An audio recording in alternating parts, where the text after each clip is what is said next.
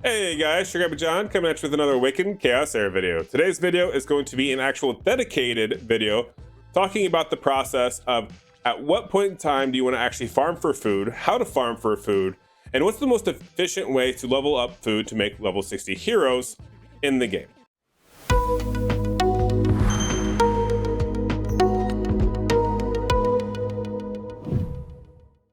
All right, so like I said, today's video is going to be a breakdown, kind of explaining to you what the best way is to level up your characters and how to get the food to level up your characters. Currently, we do have events going on where we have this big hero promotion event. This has triggered a lot of people to ask us how and what is the best way to go ahead and complete these.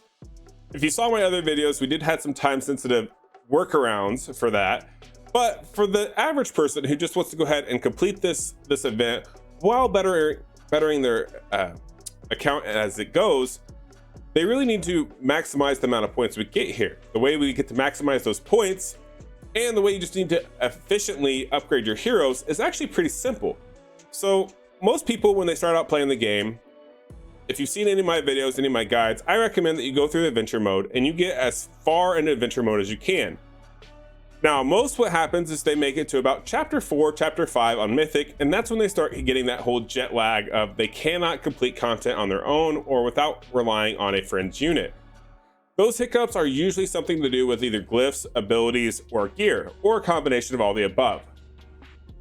For the most part, you do start out with the characters that you need to kind of synergize to really progress in the adventure mode. But once you hit about chapter 1 on Mythic, even a hard 8 or so, you have the resources available to go ahead and 60 your first character. Now, most people 60 their first character and it is a DPS unit, which is great. And that's definitely what you want to focus on doing because it's going to help you progress throughout the game. However, one takeaway of that is a lot of people like to get too fixated and focused on upgrading only the DPS characters that help them through adventure mode. So one thing to note is you want to take characters up to 60 that are going to help you with your in-game push or in general progression. If you've seen my series with 0 to Hero, you notice that at the very first episode, I go ahead and I talk about what exactly the account needed and made a list of what champions needed to be built first. Now, the reason why I did that is because I wanted to have champions to target for doing dungeon runs. Now, to target those certain dungeon runs, it's really imperative that you get your characters leveled up to level 60 to really give you that extra benefit, because what happens is you don't have the gear necessary to push into that in-game dungeon content.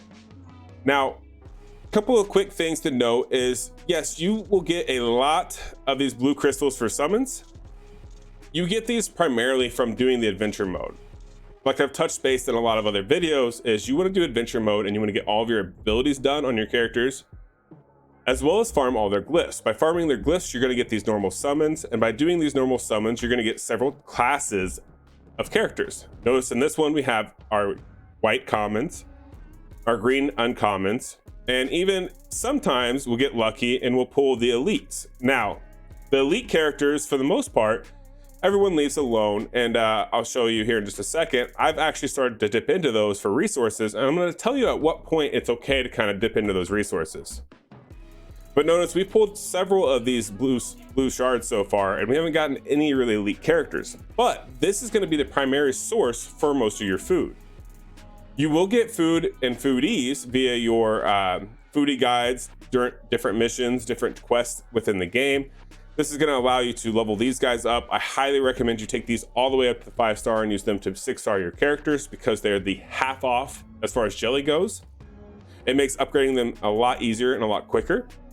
The other thing is, you will notice that if you look at my account currently, you will see that I have a lot of commons that are currently 3-star. Now, you will notice that as I keep going through this, I don't have any other characters that are really 3-starred as food other than just commons. Now, the reason for that being is because commons are the most cost-efficient way to upgrade and get to level 60. Even though they do start out, I believe, at level 10 or they're 1-star, level 1.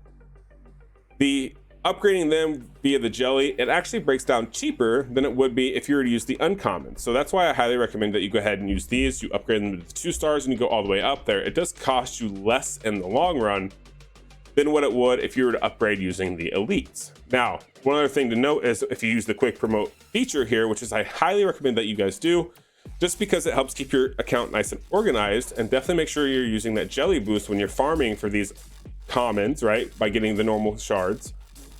Make sure you're running that jelly boost while you're doing this, so that way you can come in here, you can select only the common heroes, quick promote them, and this little tool will actually allow you to go ahead and take these guys all the way up to 3 stars. Let's go ahead and clean up my account, so to speak. Notice we've went through all the 2 stars and now we are at 3 stars. Go ahead and promote them up. And once we've done this and completed this, now we have more 3 stars on our account. And that makes this a lot easier as far as knowing exactly where our food is and allowing us to do some quick math to see, okay, I have 4 of these. This means 1 4-star piece of food. And you can stack them up pretty quickly. Now, this is definitely the cheapest way to get these materials that you need to upgrade your characters, as well as the foodies are even the cheapest way, right? However, one thing to note is you do have other characters that you can use as food. It is 100% up to you how you want to do this, but notice that if we go down here, I have, for example, I have 3 copies of Nathalia. I also have a fully maxed out and fully ascended Nathalia up top. Now, you don't have to necessarily keep all of your dupes once you have a character max ascended. In this case, I'm going to keep my other Nathalia because I want to make another Nathalia that's completely maxed out. So that way, if I get enough gear, I can have 1 Nathalia for one content and 1 Nathalia for another piece of content. You don't have to do that. You can banish them and get more resources that you can then turn into the barber for these ancient summoning crystals. You can also, bear with me, you can also get rid of your elites and do the same exact thing. The only thing that I do want to warn you and point out, though, is if you are using your elites, because notice here, I have 52 Tuzagos here, right? He's a farmable character. What am I going to do with 52 Tuzagos? I'm never going to use him, right?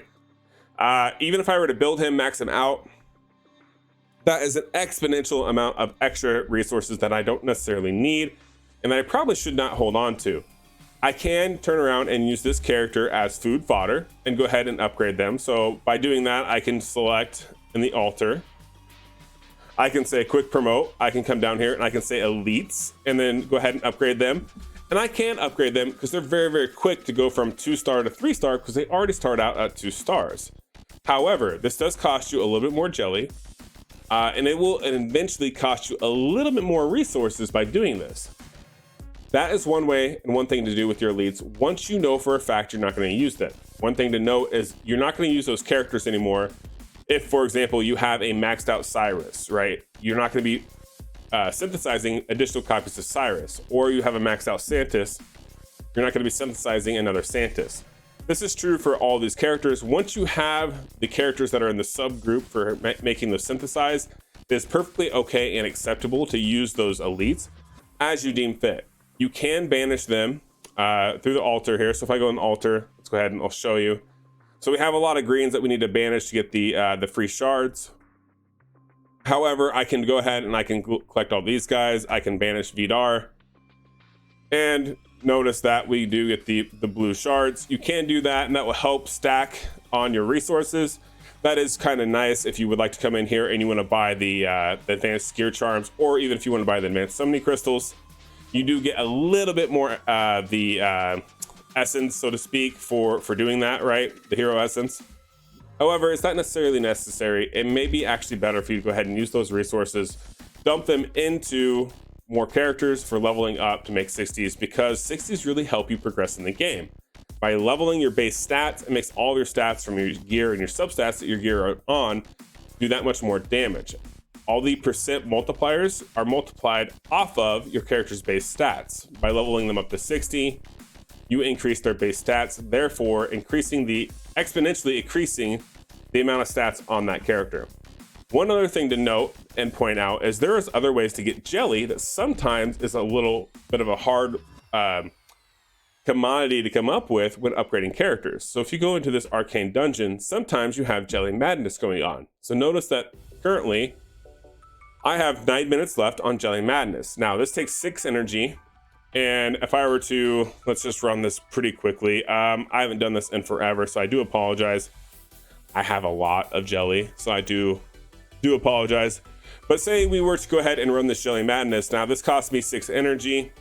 And what we're gonna do is each one of these battles is gonna progressively get longer and longer. As you see up here, you have 21 waves. However, each time we're doing this, you're getting a little jelly cube. It drops down here. And if we click on this little loot button, you will see how much jelly has accumulated so far. So for 6 energy, so far we are at 600 off of 1 battle. Off of 2 battles, we're at 1200. Now, like I said, this goes all the way up to 21 battles. So this is just kind of like free jelly that costs you 6 energy to get, as long as you can make it from point A to point B. So if you are somebody who's at the beginning of the game, or you're just starting out, maybe you're a mid-game player, you definitely want to make sure you're managing your jelly. I know I did mention at the very beginning of the video, and I'm going to mention it again. You want to make sure you're doing all your glyphs on your characters as well, because that helps you boost extra stats on your characters to really clear content. But the other thing about that is as you are getting your glyphs, you are getting those normal summon shards, as well as you're getting jelly, which you can then multiply with a jelly boost, which is going to help you get more jelly to get more 60s. As well as just getting those normal summons can help you because you have a chance to get elite units that you could potentially use for synthesis, as well as to get you your commons and uncommons for banishing to get the advanced shards. It does seem really grueling. It's a very monotonous task. I do understand that aspect of things, where you really want to make sure that you're being max efficient, but you don't really want to get bored in the game. That's totally understandable, and it's definitely something to be aware of.